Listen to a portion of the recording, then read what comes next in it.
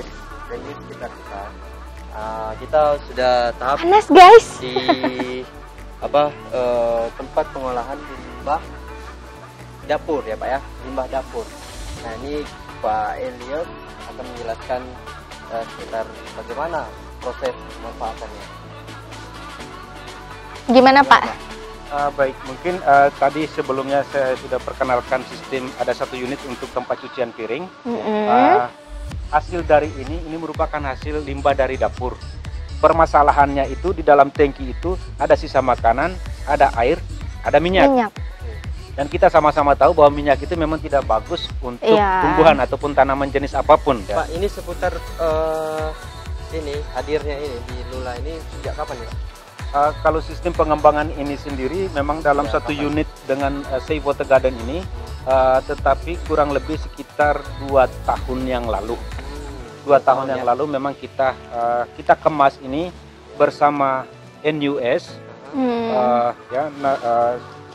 National University Singapura, UGM, Universitas Gadjah Mada, dan juga Universitas kita punya yang terkenal di Tanjung Pinang, Universitas Umrah. Raja Ali Haji.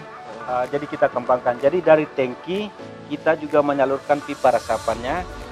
Jadi di dalam kebun itu ukuran pipanya lebih kecil. Kalau di resapan yang lain ukuran 3 inci, justru di kebun itu paling besar sekitar 1 inci. Nah jadi ini adalah kita sudah mendapatkan ilmu lagi nih Bang. Ilmu bagaimana pengolahan limbah dapur. Ya. Sebagai ibu rumah tangga nanti. Belum Bang, tapi nanti. Oh iya nantinya, amin. Nah jadi kalau sudah cuci piring, ya jangan langsung dibuang ke tetangga. Tetangga bakal komplain. Lapor ketua RT. Repot ya, panjang urusannya. Oke, Pak Elias, sangat bermanfaat sekali ilmu yang disampaikan. Nah, pemirsa The News kita hari ini di Lula juga tidak hanya ada pemanfaatan limbah pengolahan rumah tangga, melainkan di sini juga ada pemanfaatan limbah dapur. Ya Pak ya. Oke. Setelah ini kita mau kemana lagi Bang? Kita bakal melihat sesuatu yang lebih spektakuler. Ada apa Pak kita habis ini? Kita akan melihat lagi bagaimana penghematan penggunaan listrik ya Pak ya, dan juga bagaimana kita juga menghemat penggunaan air. Oke, boleh Pak, langsung aja kita ke sana ya Pak ya. Oke. Ilmu baru yang sangat bermanfaat sekali ya guys. Pemanfaatan limbah rumah tangga yang dapat dimanfaatkan kembali dan ramah lingkungan. Kalau aja hal ini benar-benar diterapkan di semua wilayah, dijamin deh lingkungan sekitar akan bersih, sehat, terhindar dari banyaknya tumpukan-tumpukan sampah, dan pastinya mencegah banjir. Oke pemirsa News sekitar kita Tanjung Pinang TV, sekarang kita udah bersama Bang Topan. Bang Topan ini di sini selaku manajer project. Nah, Bang Topan ini akan menjelaskan. Sekarang kita ada di tempat solar panel ya Bang namanya. Benar. Nah, boleh cerita sedikit Bang, solar panel itu apa sih? Jadi solar panel ini itu daya listrik yang kita ambil dari tenaga matahari. Jadi bisa kita gunakan untuk kebutuhan sehari-hari seperti elektronik, kipas angin, yang berhubungan dengan elektronik kita bisa gunakan. Jadi sejauh ini memang solar panel ini sangat difungsikan untuk resort kita karena memang sangat membantu sejauh dari untuk ekonomi, terus operasional kita jauh membantu dengan menggunakan solar panel ini karena kita tanpa mengeluarkan biaya dan maintenance yang kecil kita bisa menikmati listrik yang dihasilkan oleh solar panel ini. Alat-alat untuk bikin solar panel itu apa aja Bang? Alatnya itu ya seperti yang kita lihat di sini, yaitu PV, yang ini alatnya PV. Jadi baterai dan inverter, itu aja sih. Jadi fungsi PV ini untuk mengambil listrik dari matahari, terus dialirkan ke baterai, ya kita tampung. Setelah itu kita gunakan inverter untuk mengalihkan aliran DC ke AC. seperti itu. Berarti ini memanfaatkan ini ya? Tenaga matahari. Matahari. Kalau mataharinya nggak ada Bang, kalau hujan atau malam gimana Bang? Ya, paling kendalanya itu aja, kita nggak bisa menghasilkan listrik dari solar panel ini gitu. Oke. Jadi berapa nih tegangan tingginya yang dihasilkan? Otomatis kan dimanfaatkan sama seluruh Kurang lebih kita bisa menghasilkan itu 30 kWh.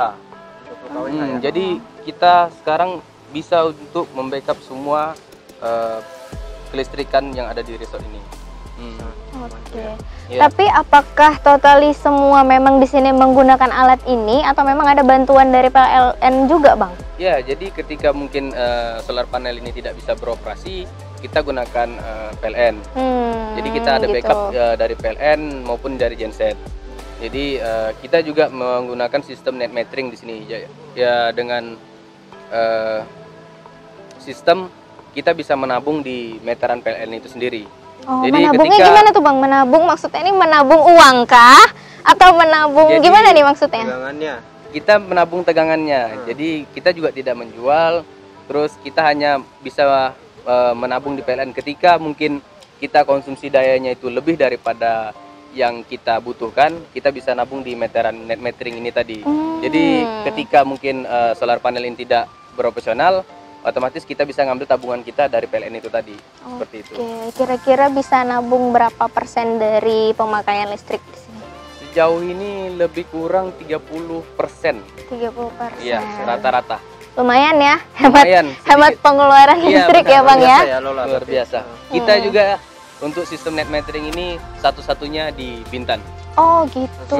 Kita orang pertama dan satu-satunya di Bintan. Udah jalan berapa lama Bang? Lebih kurang kalau sistem net metering ini 2 tahunan. 2 tahunan. Memang dari pengelola di sini apa memang ada dari luar yang awalnya membangun alat ini Bang? Kebetulan untuk sistem solar panel ini sendiri itu dibantu oleh tim dari Bali. Dan selanjutnya ya kita juga dapat sokongan atau bantuan dari PLN di Bintan juga lah untuk dukungan masalah net metering ini. Oke. Gimana Bang Ong? Sangat memuaskan.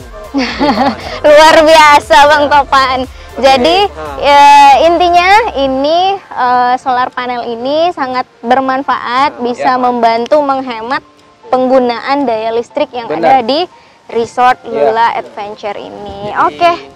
Kita harapkan juga mungkin resort-resort yang lain membuat sistem yang sama seperti yang kita buat di sini. Ya, kita sudah merasakan manfaatnya. Itu aja. Oke, nah itu dia pemirsa news sekitar kita. Gimana informasi dari Bang Topan tadi sangat bermanfaat untuk kita semua. Nah, setelah ini mungkin Bang Topan mau menjelaskan ada mungkin satu alat lagi.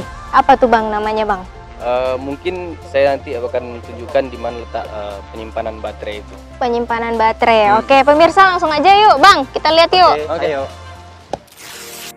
Jadi, di Lula Adventure Resort ini terdapat 3 buah inverter loh guys, yang gunanya sebagai tempat menampung daya dari panel listrik. Kemudian dialirkan ke baterai, lalu disambungkan ke daya DC, dirubah menjadi AC, dan barulah dapat digunakan dengan daya listrik. Selain itu, sistem ini juga bisa digunakan dengan jarak jauh loh guys, alias sistem online.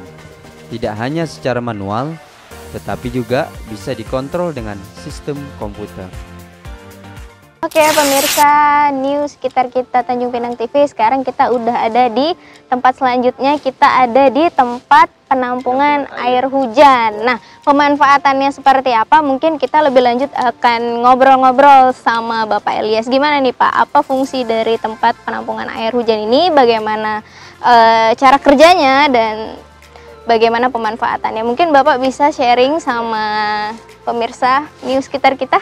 Baik, terima kasih. Di sini saya mungkin menjelaskan kenapa ada tangki di belakang kita ini.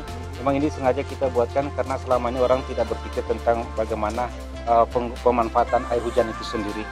Jadi kita memandang perlu karena terkadang kita mengalami kesulitan ketika musim kemarau.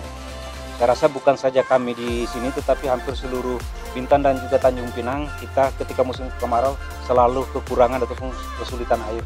Satu hal yang kita pikirkan dan kita kembangkan itu selama ini mungkin tidak semua orang berpikir bahwa bagaimana kita memanfaatkan air hujan itu sendiri. Jadi kita sengaja buatkan tangki ini, dan tangki ini kita menampung air hujan dari bangunan yang ada di belakang kita. Jadi gitu. dengan rain gutter ataupun pipa talang air yang kita sengaja pasangkan untuk bisa salurkan air ketika hujan. Jadi ditampungkan ke 6 tangki yang ada, sekitar 6.000 liter, karena satu tangki itu takaran sekitar 1.000 liter. Dari 6 tangki ini, 6.000 liter ini, dia secara otomatis ketika dia penuh dia akan menyalurkan ke 10.000 liter yang kurang lebih jaraknya sekitar 100 meter dari sini, dari tempat kita berada.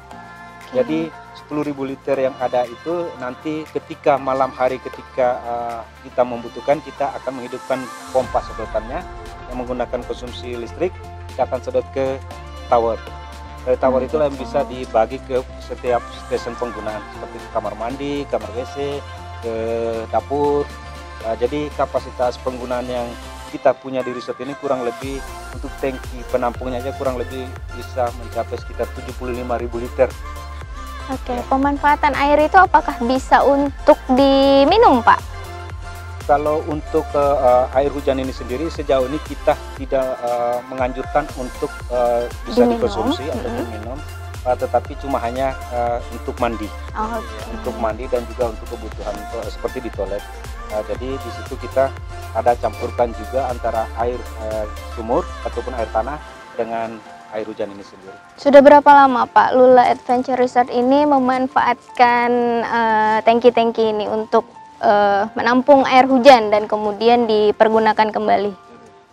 Untuk ini kita kembangkan ini dia hampir bersamaan dengan Safe Water Garden. Jadi sekitar 2015 sampai dengan saat ini kita masih sudah hampir 5 tahun ya berarti ya Pak. Oke, terima kasih Bapak Elias untuk penjelasannya dan ilmu-ilmunya yang ada di Lula Adventure Resort. Oke, pemirsa, itu dia tadi ada 4 ya Bang ya? 4 tempat yang memang memberikan ilmu untuk kita semua bagaimana kita memanfaatkan lingkungan, pengolahan limbah yang bisa dimanfaatkan untuk kehidupan sehari-hari kita. Oke guys, udah 30 menit program news sekitar kita nemenin kalian semua di Lula Adventure Resort Part 2. Jangan lupa nonton minggu depan ya, pastinya dengan tempat-tempat baru yang lebih seru dan informatif. Bye!